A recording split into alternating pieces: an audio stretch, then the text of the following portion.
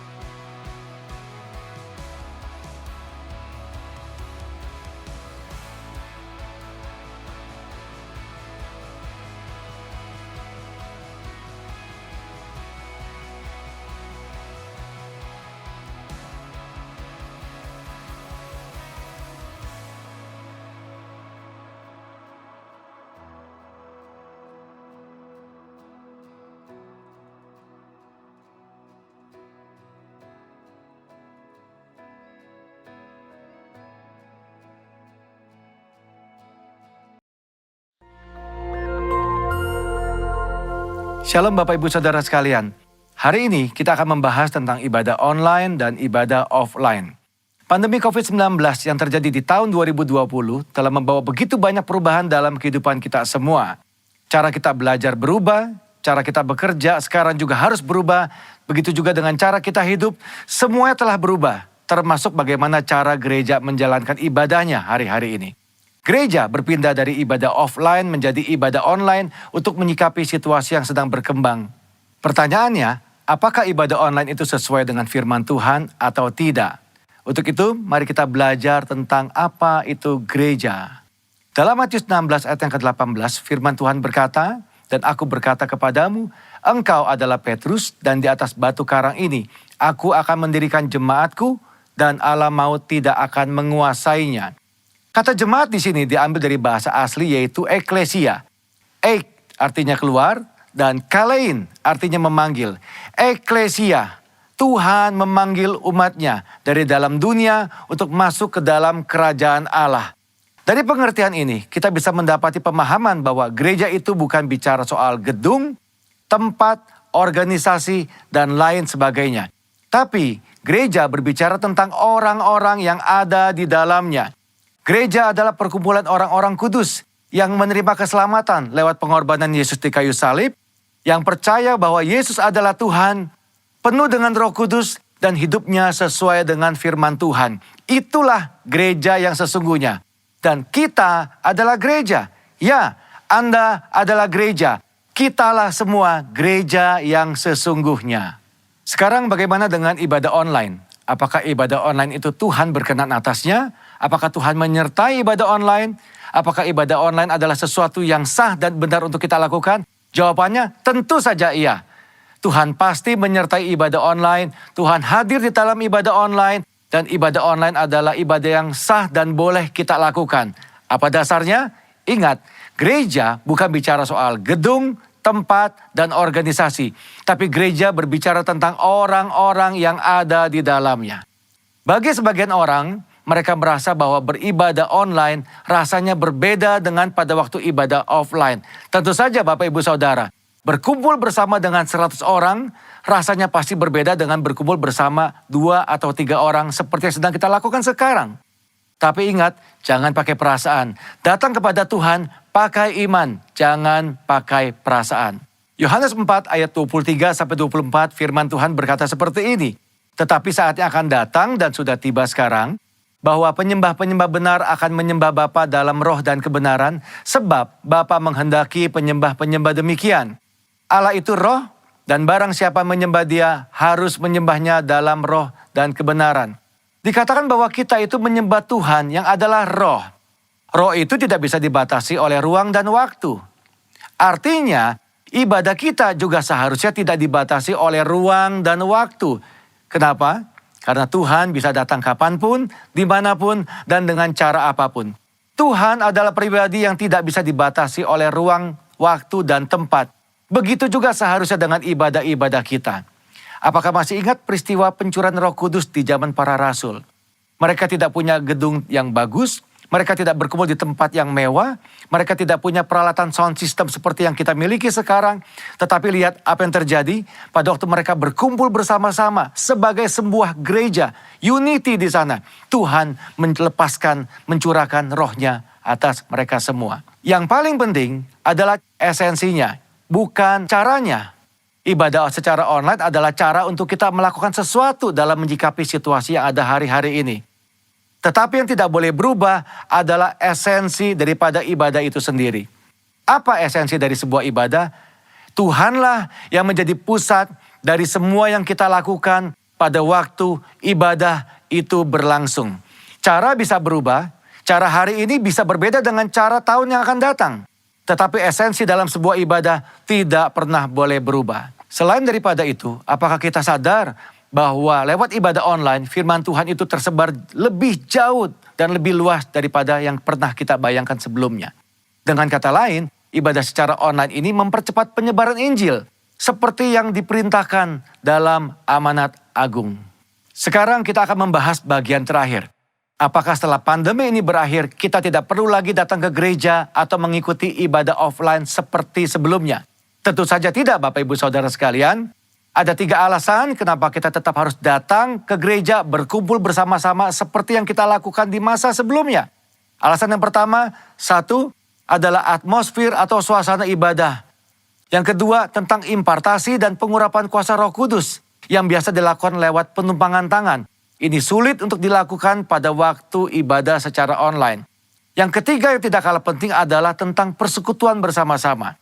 Ingat, gereja adalah perkumpulan orang-orang percaya. Disebut kumpulan karena memang jumlahnya lebih dari 1. Dan di dalam perkumpulan ini ada rasa saling di dalamnya. Saling sayang, saling mengasihi, saling menegur, saling membangun, saling menyapa, saling mendoakan, saling menguatkan. Nah, hal-hal seperti ini tentu sulit untuk dilakukan di dalam ibadah secara online. Pada dasarnya kita adalah makhluk sosial. Tuhan menciptakan kita tidak untuk sendirian. Kita perlu untuk bertemu, berinteraksi satu sama lain kepada saudara-saudara seiman kita. Apakah Bapak Ibu Saudara tidak kangen untuk kembali beribadah bersama-sama dengan teman-teman kita sebelumnya? Kembali saling sapa, saling tegur, bertemu dengan gembala kita sendiri. Ayo jangan tinggalkan ibadahmu hari-hari ini. Tuhan Yesus tetap dekat dengan kita. Tuhan menyertai kita semua. Shalom. Hi everyone, happy Sunday and welcome back home to our online service today. I believe that today we are full with joy, full of God's strength, and we believe that today is time for us to be joyful because God is the source of our strength. How many of you believe at home that God is so good and He is the strength of our life? Amen? Hallelujah. Let's praise the Lord.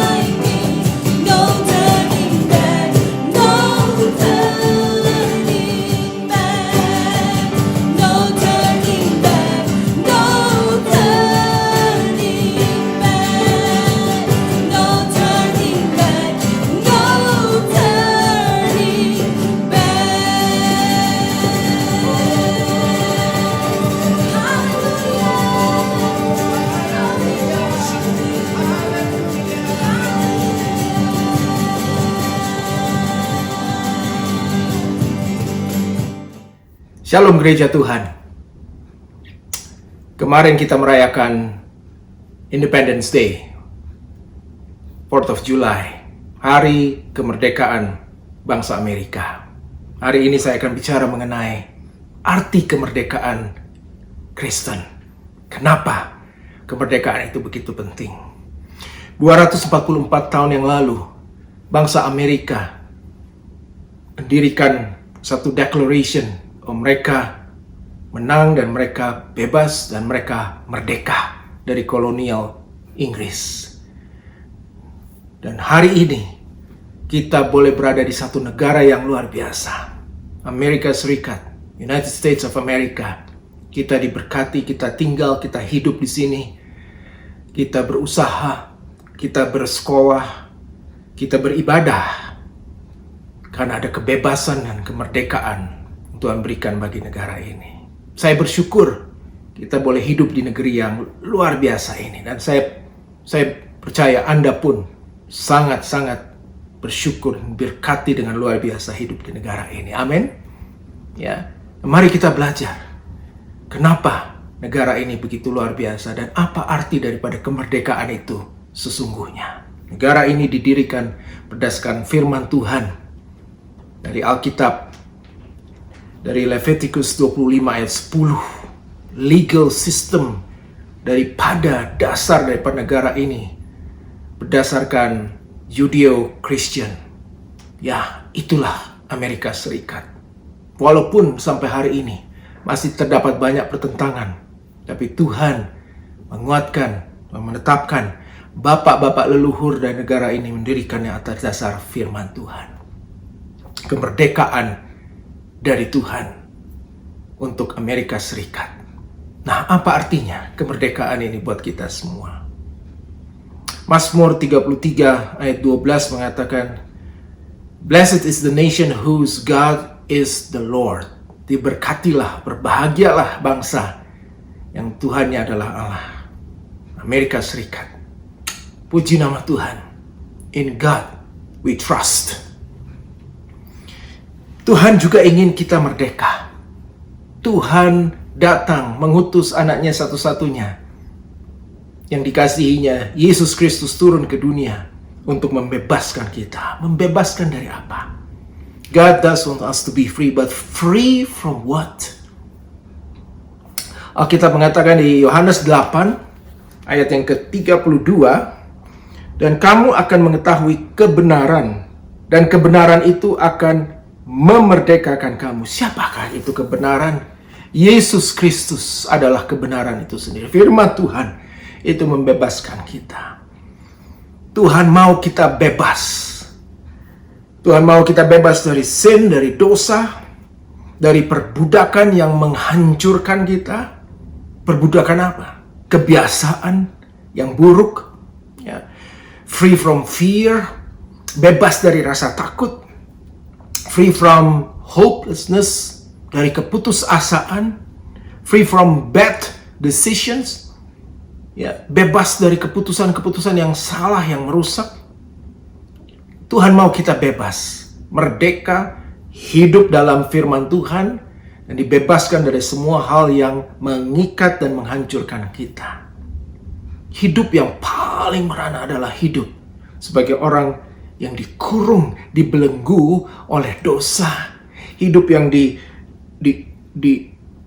tidak bisa bebas dalam memilih apa yang kita ingin memilih. Tapi Tuhan turun agar kita bisa bebas dan menerima kebebasan itu, kemerdekaan di dalam Kristus.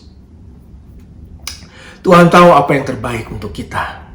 Dan karena Dia mengasihi kita, ya, Dia ingin supaya kita terluput, terbebas dari segala bentuk penindasan oleh dosa, oleh setan, ya, dari segala kesombongan dan semua harga diri yang salah. Tuhan ingin kita bebas, dibebaskan dan dimerdekakan dari semua hal-hal ini. Kemerdekaan Kristus. Galatia 5 ayat pertama mengatakan, supaya kita sungguh-sungguh merdeka, dan Kristus telah memerdekakan kita. Karena itu berdirilah teguh dan jangan mau lagi dikenakan kuk perhambaan. Saudara, ada beberapa firman Tuhan yang akan saya bagikan untuk kita hari ini. Mari belajar bersama-sama. Inilah gambaran hidup orang percaya.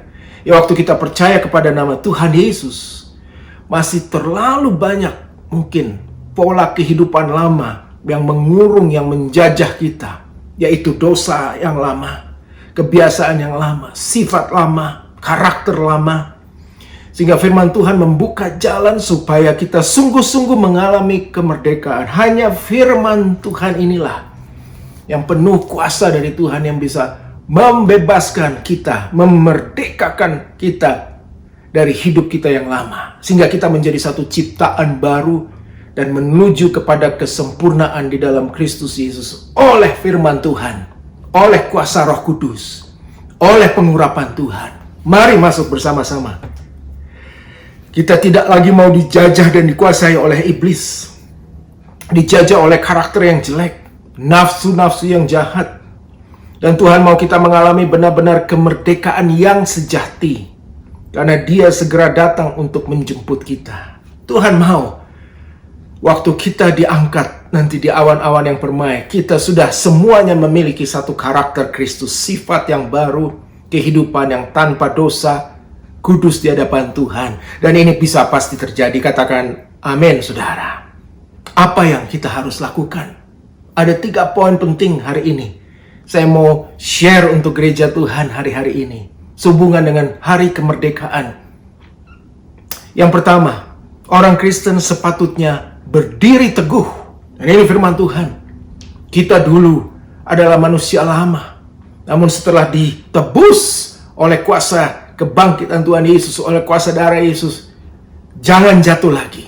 Berdiri teguh, kuat di dalam firman Tuhan. Katakan amin, saudara. Itu yang pertama. Kedua, jangan mau dijajah kembali. Jangan mau. Ya, jangan biarkan penjajah itu, setan dengan segala tipu muslihatnya masuk lagi menjajah kita. Ingat, dia selalu mencari orang-orang benar untuk dijajah dan dijatuhkan, dikurung, dibelenggu kembali.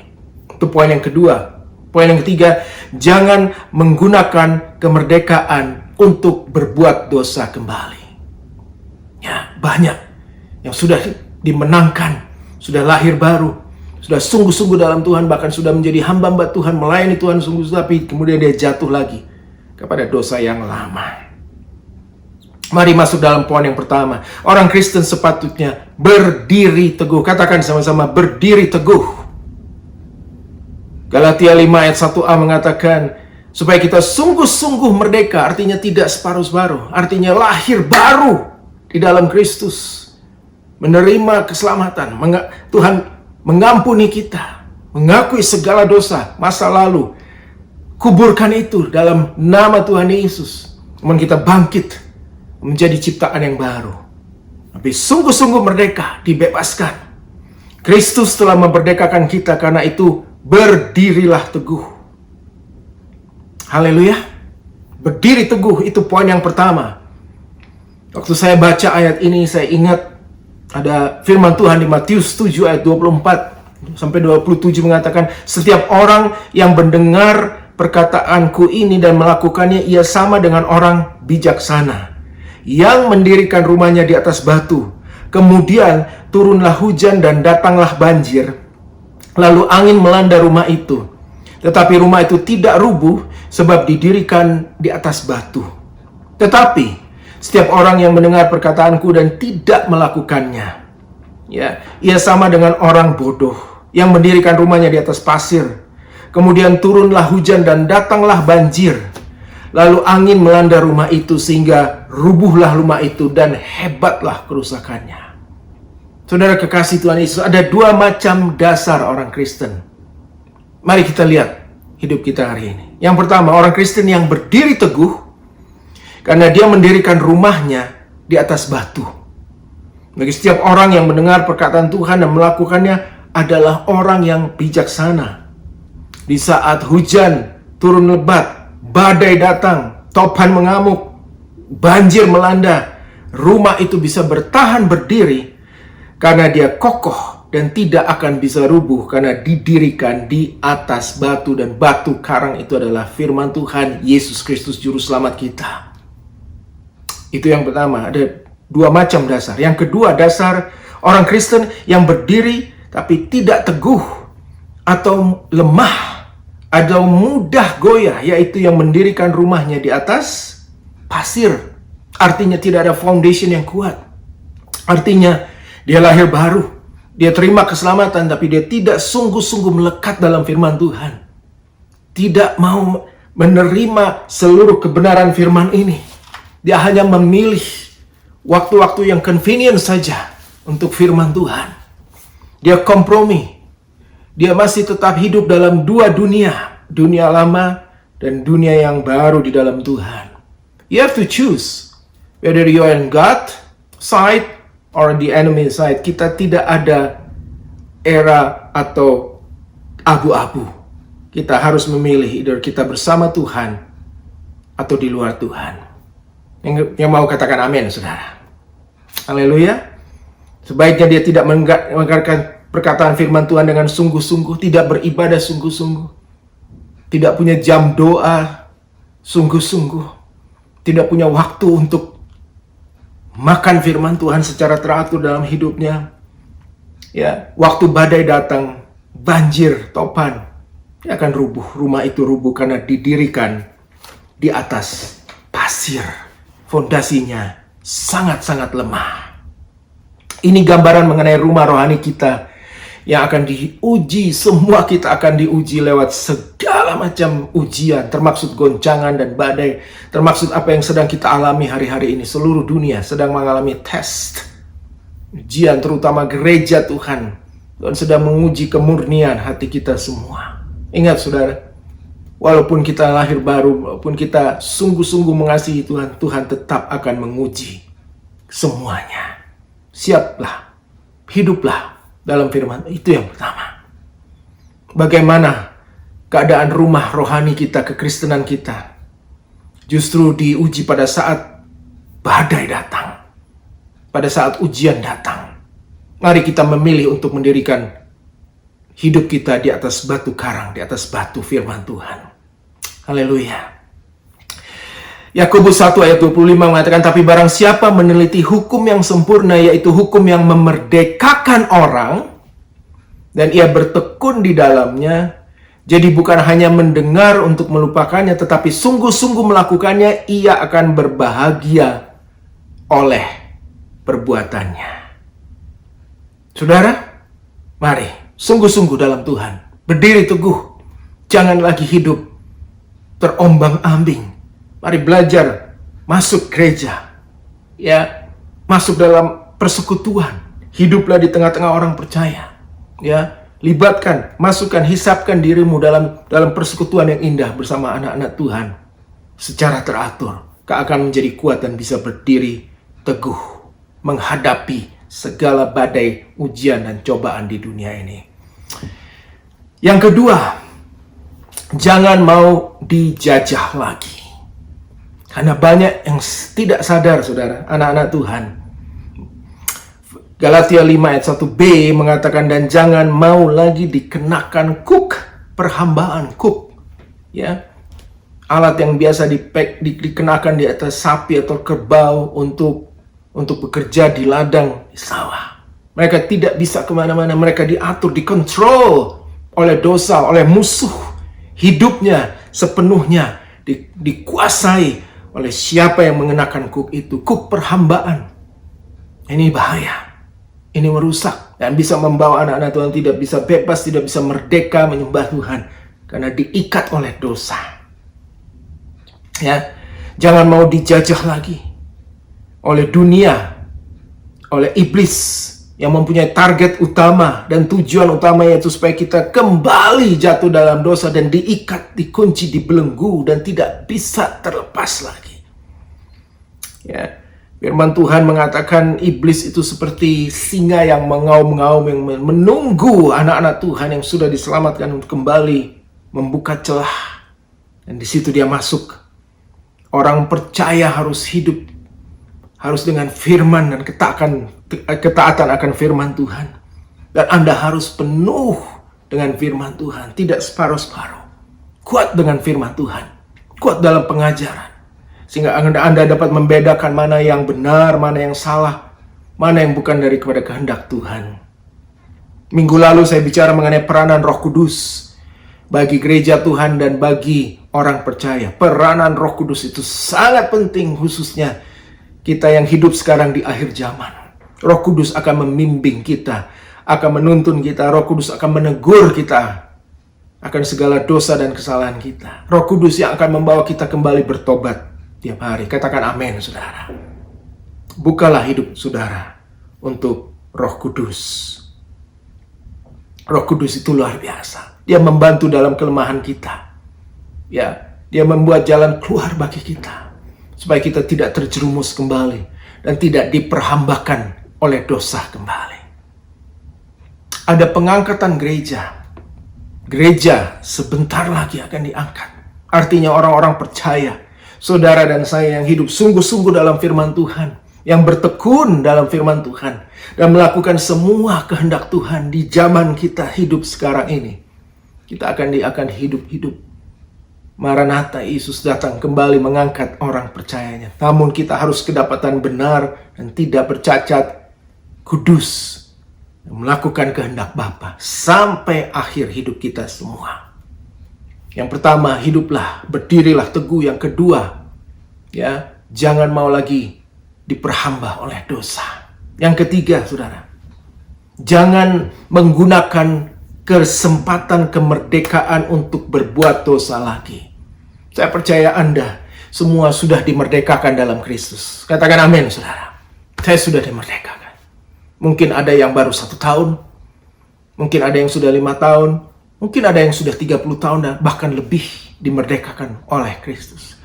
Tapi itu bukan jaminan Anda bisa terus bertahan. Kecuali Anda betul-betul hidup di dalam kemerdekaan dalam firman Tuhan. Dan tidak kembali lagi. Tidak membuka celah. Tidak berbuat dosa yang sama lagi. Tidak terjerumus ke dalam kubangan dosa dan menjadi hamba dosa kembali. Galatia 5 ayat 13 mengatakan, saudara-saudara, mari baca sama-sama. Saudara-saudara, memang kamu telah dipanggil untuk merdeka. Tapi janganlah kamu mempergunakan kemerdekaan itu sebagai apa? Sebagai kesempatan untuk kehidupan dalam dosa. Melainkan layanilah seorang akan yang lain oleh kasih. Saudara, ini kunci. Tiga hal ini menentukan kemana kita akan pergi sesudah kehidupan kita sekarang ini. Kamu telah dipanggil untuk merdeka. Oh, yang merdeka katakan, yes, amin, saya sudah merdeka. Tapi jangan kamu pergunakan kemerdekaan sebagai kesempatan untuk kehidupan dalam dosa. Oh, saya sudah dimerdekakan. Saya sudah hidup. Saya sudah dalam kerajaan Tuhan. Nah, sekarang saya ada kesempatan untuk berbuat dosa sebanyak mungkin sebelum nanti saya meninggal. Karena ada mercy, karena ada grace. Anda mempergunakan grace itu sebagai kesempatan untuk berdosa. Grace, kasih karunia itu bukanlah satu kunci untuk kita bebas melakukan dosa. Grace adalah kesempatan untuk, karena kita tidak bisa untuk menyelamatkan diri sendiri, Tuhan datang dan menyelamatkan kita.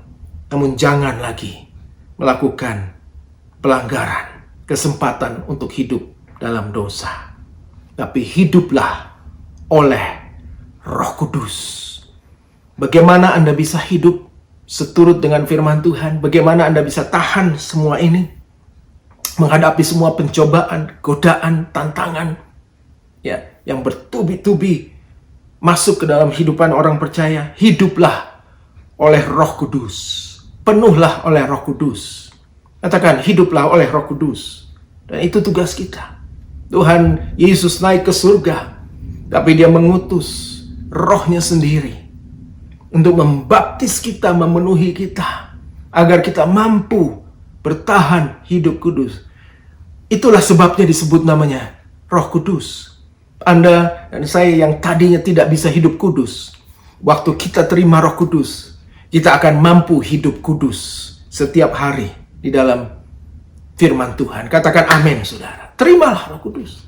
Ada beberapa orang datang kepada saya mengatakan, Pastor, saya tidak bisa terima Roh Kudus karena saya belum kudus. Memang kita tidak akan pernah bisa hidup kudus tanpa bantuan daripada Roh Kudus itu sendiri. Amin? Gak akan bisa. Itulah sebabnya disebut Roh Kudus, Holy Spirit, yang memampukan kita bisa hidup kudus dan sesuai dengan kehendak Bapa. Haleluya. Apa tugas kita sekarang?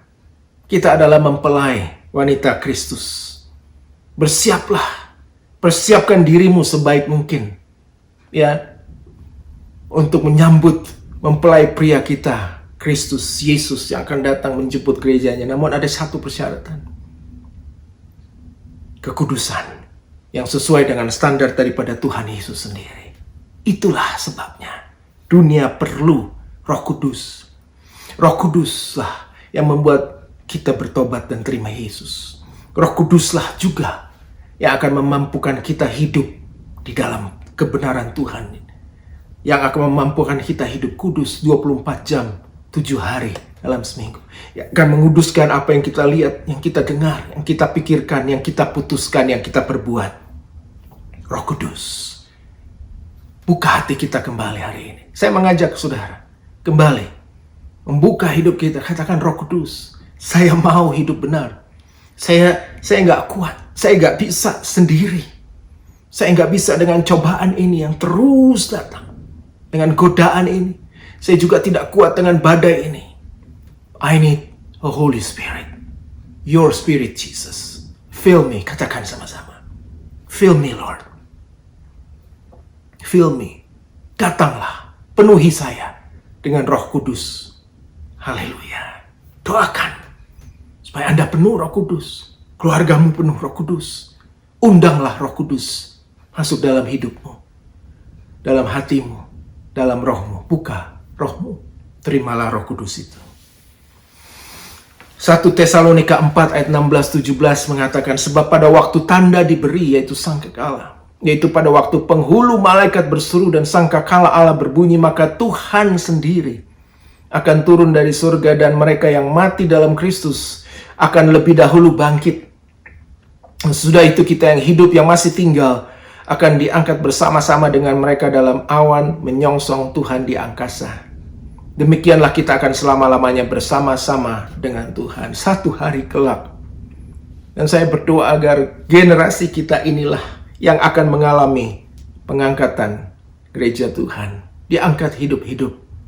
Yang pertama adalah orang-orang yang sudah mati terlebih dahulu di dalam Tuhan. Mungkin orang tua kita, ya, mungkin orang-orang percaya yang sungguh-sungguh. Mereka diangkat terlebih dahulu, namun sesudah itu kita yang masih hidup akan diangkat bersama-sama dan kita akan bertemu dalam awan-awan yang permai. Namun satu syaratnya, jubah kekudusan hidup di dalam firman Tuhan siang dan malam. Bertahan terus sampai pada akhirnya. Saudara, mungkin Anda mendengar firman ini, katakan, saya baru hari ini mendengar firman ini. Dan saya ingin diselamatkan juga oleh Tuhan Yesus. Ya, saya ingin hidup benar di hadapan Tuhan Yesus. Anda tidak akan bisa hidup benar sebelum Anda dibenarkan oleh Tuhan Yesus. Hari ini, sebelum saya tutup khotbah saya hari ini, saya mau mengajak saudara, dimanapun saudara berada, siapapun dirimu, apapun latar belakangmu, saya mau katakan Tuhan Yesus itu mati buat engkau. Dia menebus dosamu juga.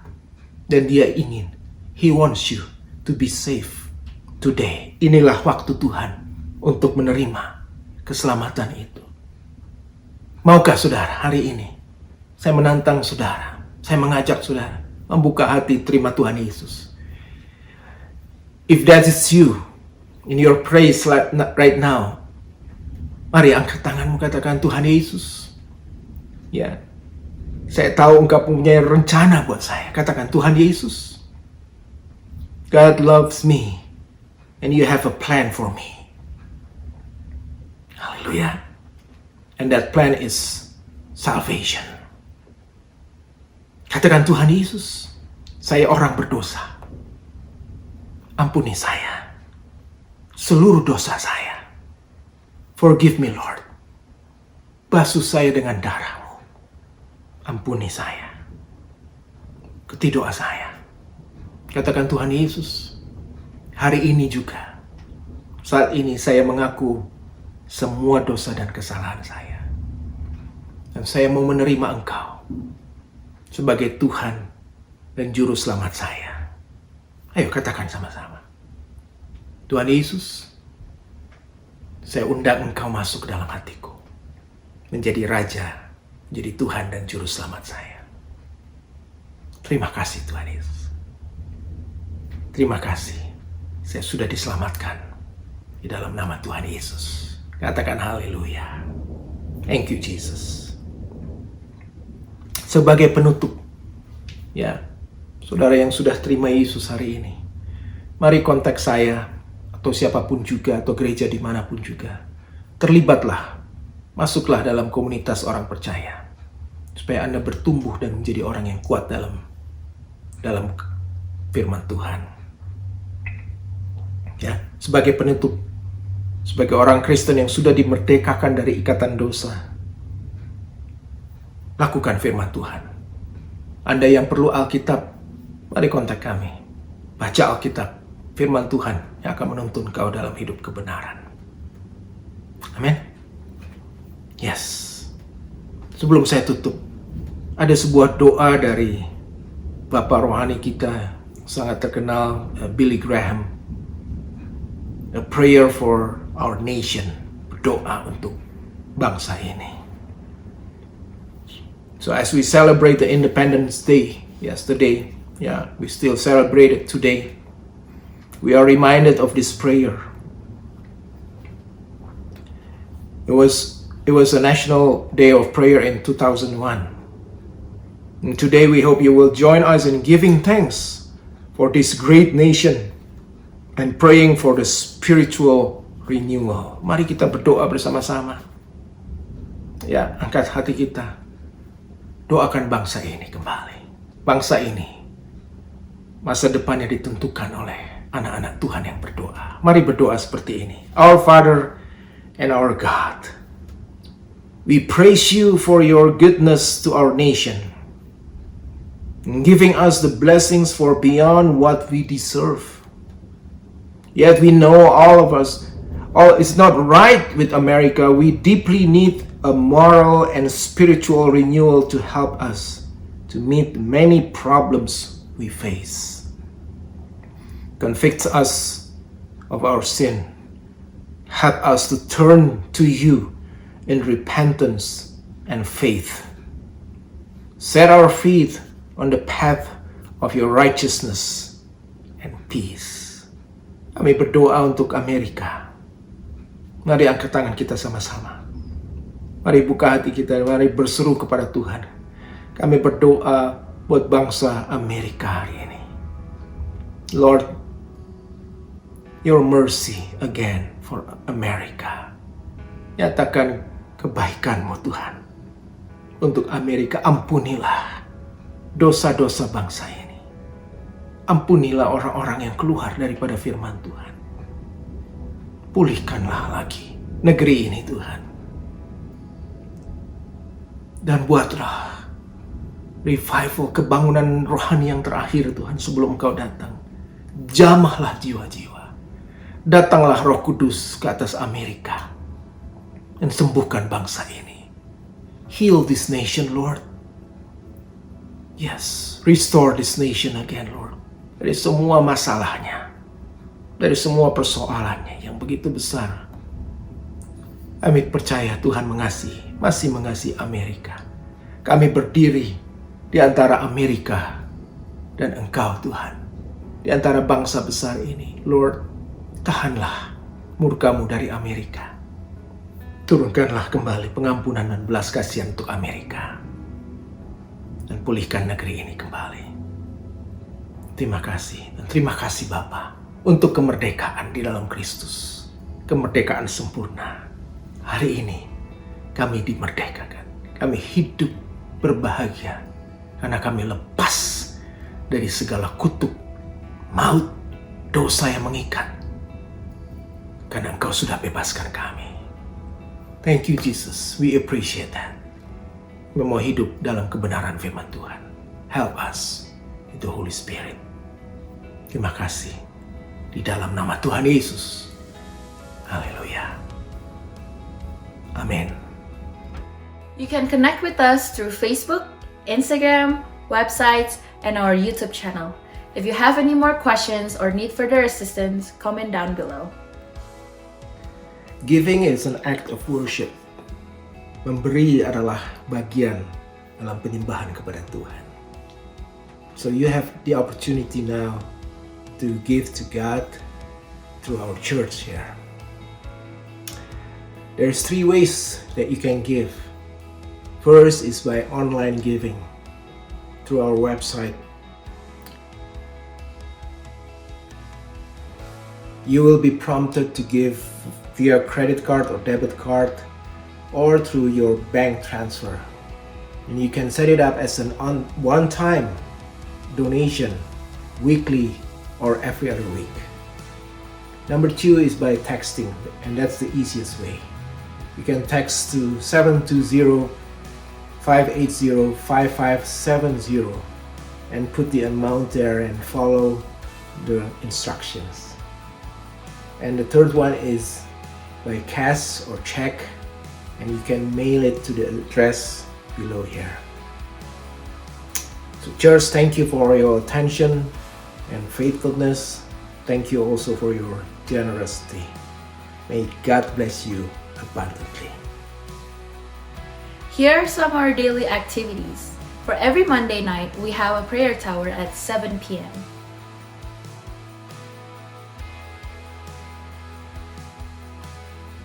We are inviting you to our daily cool gatherings for every Wednesday night, Thursday night, and Friday night.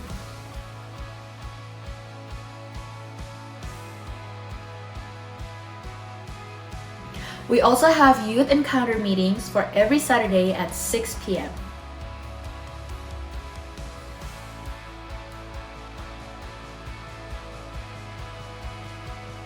For our kids' church, we have meetings every Sunday after Sunday service at 12 p.m.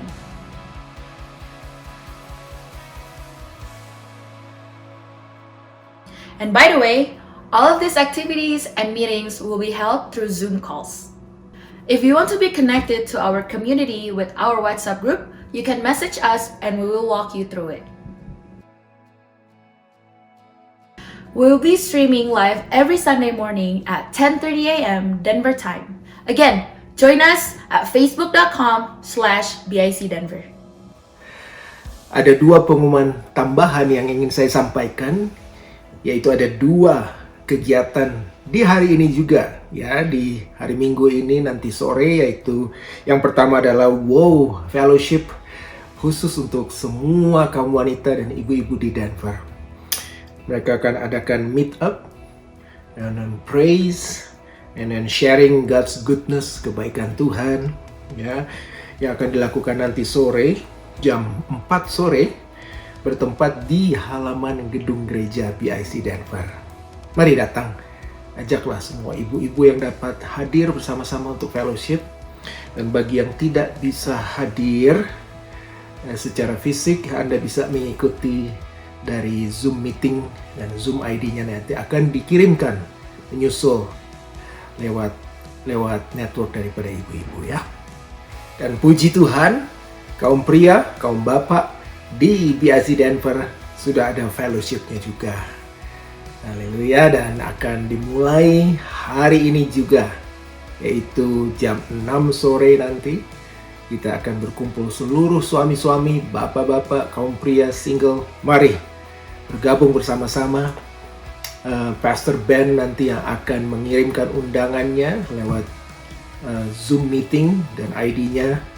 Dan pembicara hari ini adalah Pastor Roy Untu dari Batam. Beliau yang bergerak di bidang men's camp, yang sangat mengerti tentang kehidupan pria. Beliau akan sharing dan akan membimbing kita dalam men's fellowship ini. Mari ikuti bersama-sama dan sampai kita bertemu nanti malam. I know I give you a lot of information, but that's all for now. Before we dismiss, let's receive God's blessing. This online service sudah selesai. Mari sebelum Anda meninggalkan ruangan ini, mari siapkan dirimu untuk terima berkat daripada Tuhan. Angkat kedua tangan kita. Tuhan memberkati engkau dan melindungi engkau. Tuhan menyinari engkau dengan wajahnya dan memberi engkau kasih karunia. Dan Tuhan menghadapkan wajahnya kepadamu dan memberikan engkau damai sejahtera. Shalom di dalam nama Tuhan Yesus. May the Lord bless you and protect you. And may the Lord smile on you and be gracious to you. And may the Lord show His favors and give you His peace. Shalom in Jesus' name. And everybody who receive, say amen and amen. God bless you semua. Have a great Sunday. Tuhan Yesus berkati kita semua. So I'll see you again next week.